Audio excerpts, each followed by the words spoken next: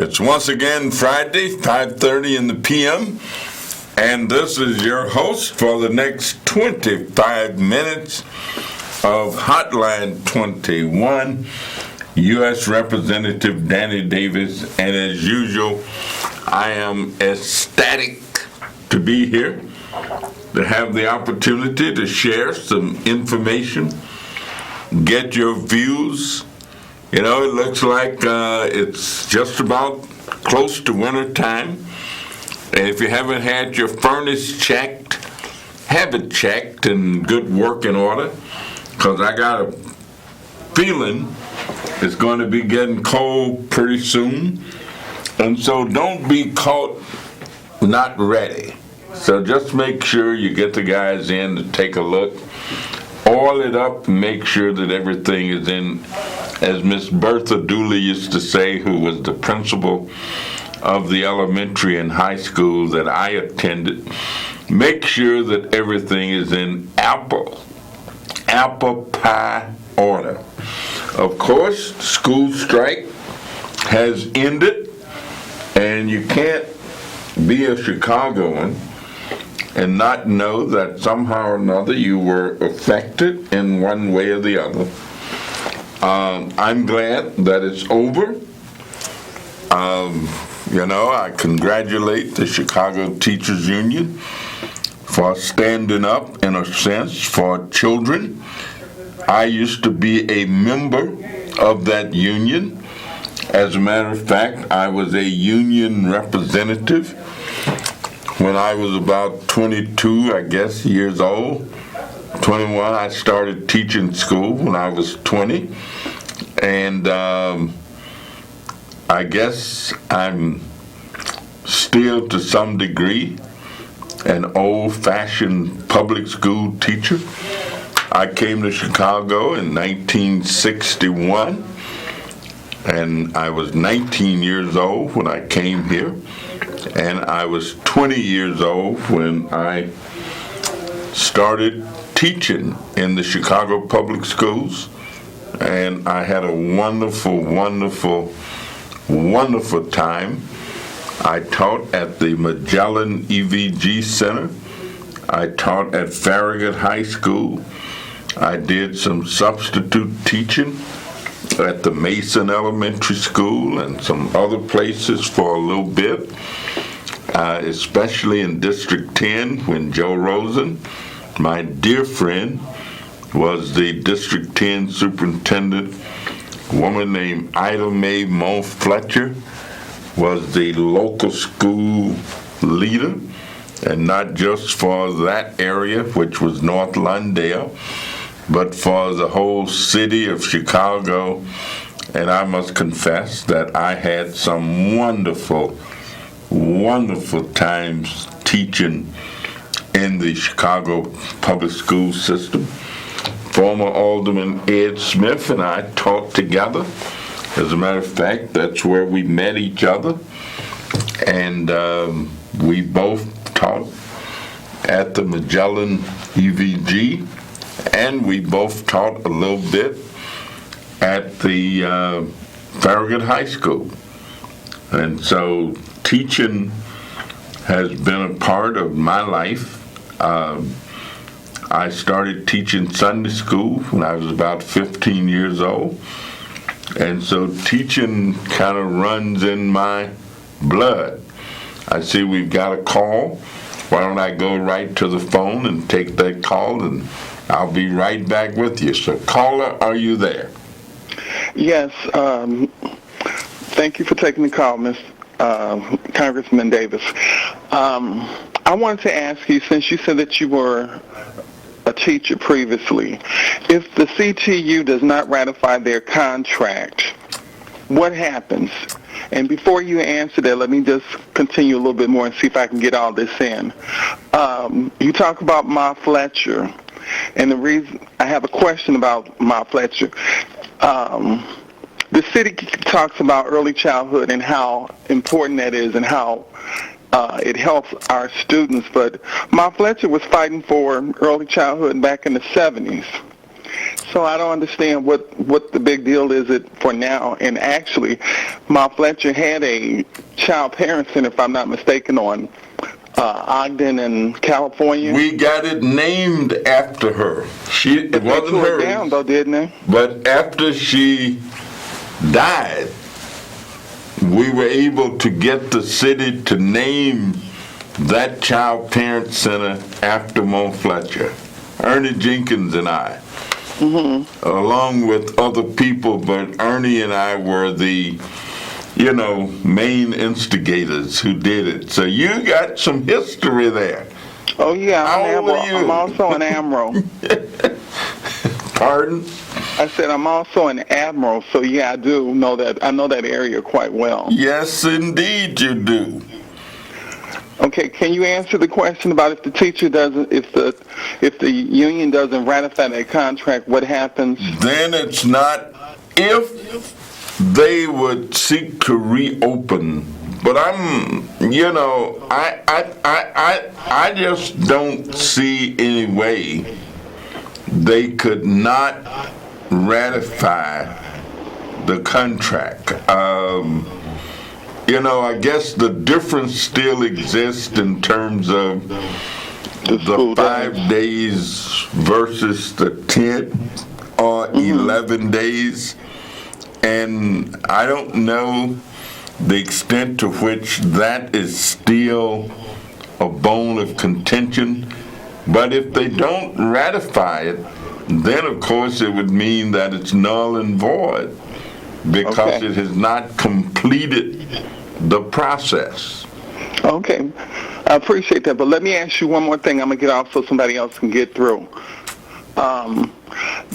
I noticed this time when they had to strike, the lottery did not come up.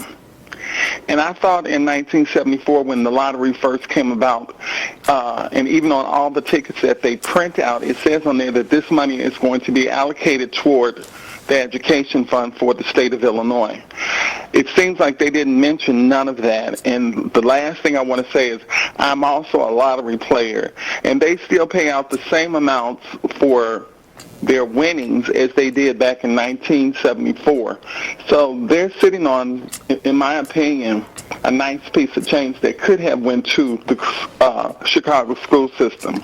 The question of the promise. Now, of course, many of the people who were in office at that time, obviously are dead and gone and are no longer around. I don't know if that was ever put into law, that they were going to put the money from the lottery into education, that they were going to designate it for education. And I'd have to check to see if that was ever codified in terms of a law being passed, signed by the governor, that that's what was going to happen, or whether those were talking points as an inducement to get people to go along with the lottery. But I'm going to check it out.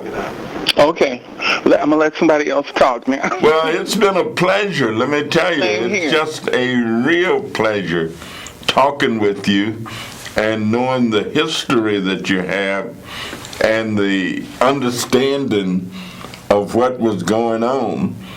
And at Mo Fletcher's funeral, when I got up to speak, I couldn't say a word.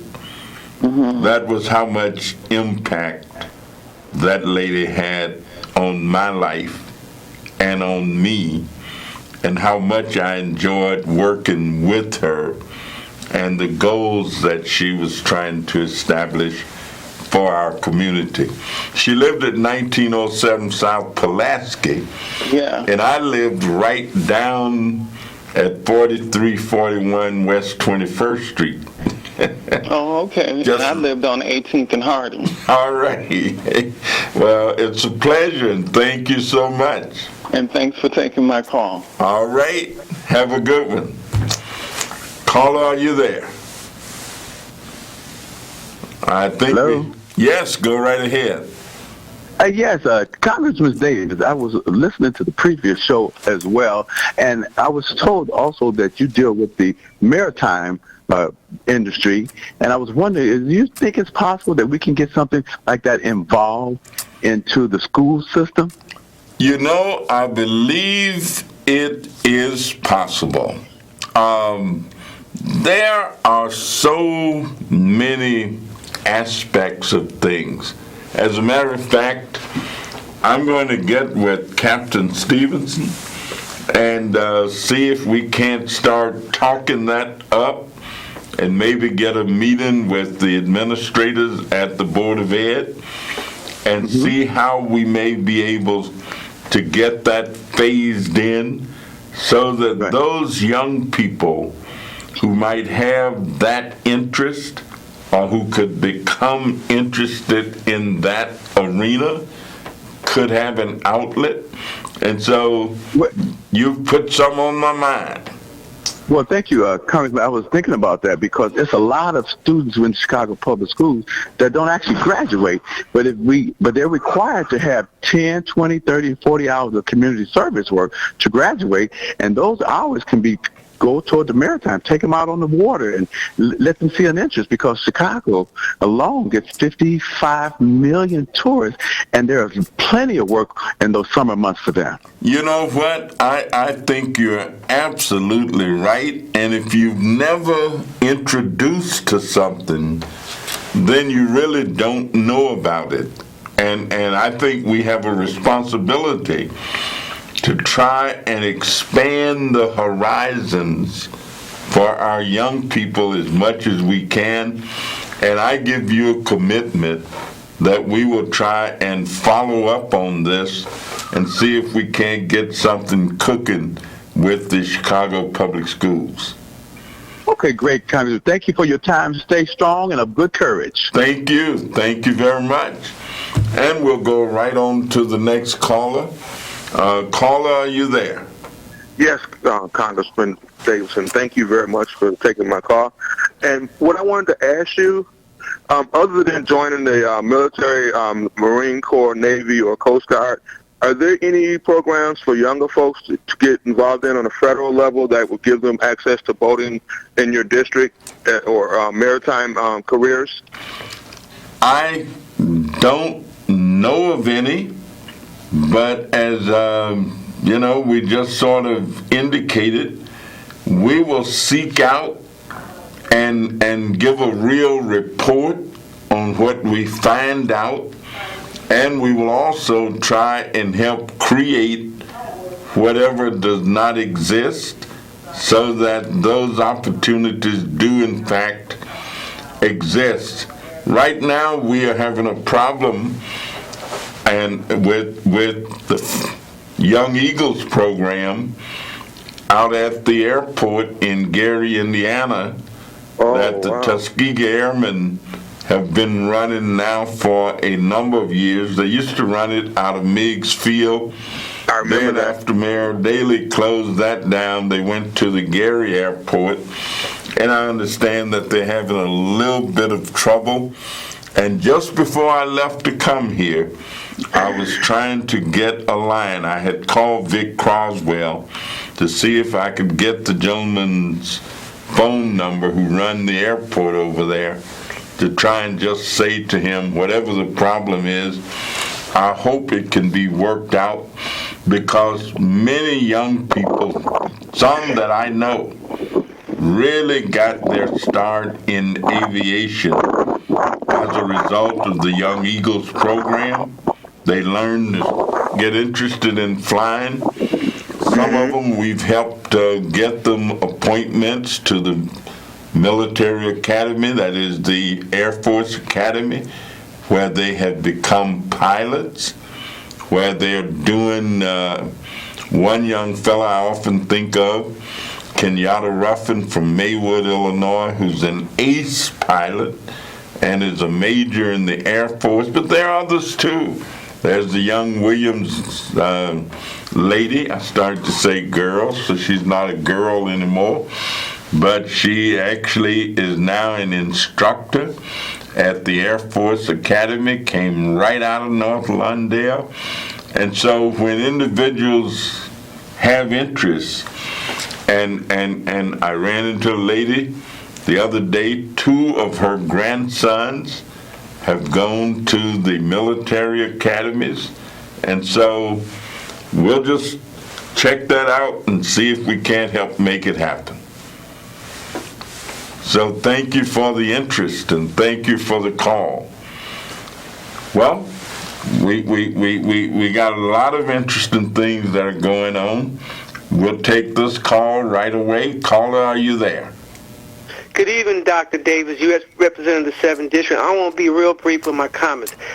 Now, let's talk, we're going to have the impeachment televised. And I think it's very, very important that people watch what's going on and maybe not make no opinion until they see what is happening. And one of the things I think they're going to notice, and I'm going to make a prediction, is they're going to see a person that's on trial. When it comes to the rules, they can ignore the rules, they'll try to change the rules, and they'll try to interpret the rules in a way where it favors them. And we have a president. We don't have a dictator. We have a man that's in the White House right now that don't care about the rule of law. He wished to God that we have state-run media. And he always patting the back of dictators. And we look what happened at China, that they're under a dictatorship, and he's too much in, how you put it, he loved Russia too much. And I think this televised impeachment is going to be a good thing. That's all I wanted to say. Well, I wish I had some advertising money to spend so that, because I'm sure that people are going to be watching, and I'm sure that people are going to be taking note. And you know, the good thing about freedom of speech and open expression and transparency is that if people know, then they're in a better position to take the appropriate action. But if you're in the dark and you're trying to get out and you don't have any light, so this is a transparent operation that Nancy has decided that we ought to be having. I certainly agree with it. I certainly agree with her. And I want the American people to be as knowledgeable as we can possibly have it. And I think when we know, we'll make the right decisions. My mama used to tell us, I believe if you know better, you will do better. And so if the American people know better, I believe that we will do better.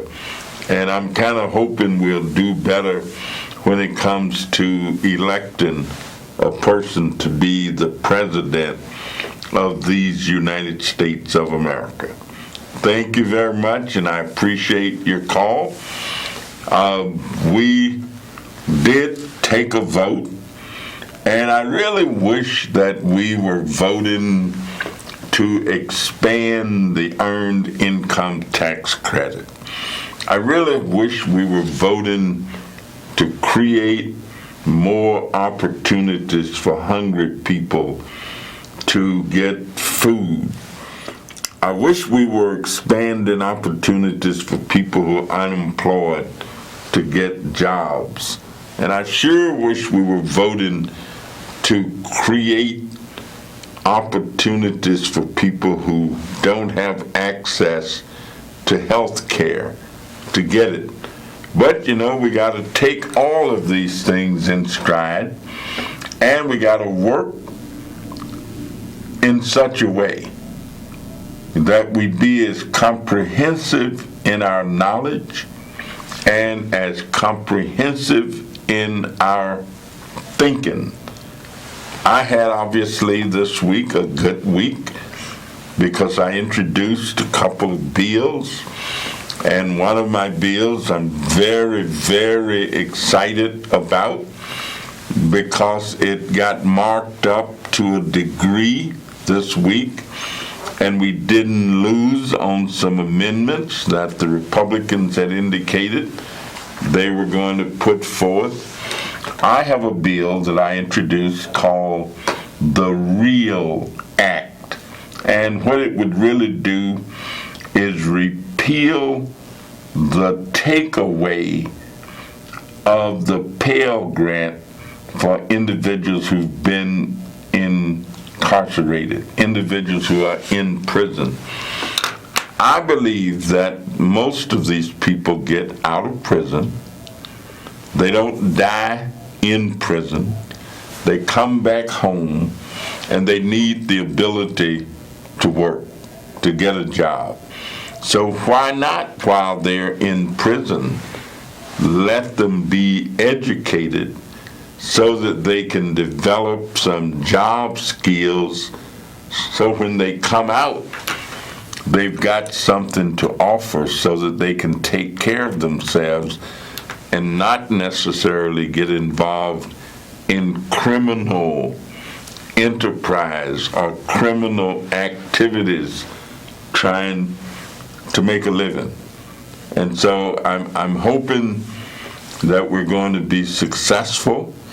I have another bill that increases the earned income tax credit for homeless youth, for youth who are foster youth, and these are individuals, if you just think about it, who don't have stable environments. I mean, if my parents have abandoned me, or if I can't live at home, I'm 17, 18 years old, what am I going to do? If I'm 19, 20 years old, and I don't have a way to take care of myself, to sustain myself, what am I going to do? And so I believe in the accuracy of a concept that you can tell the greatness of a society by how well it treats its young.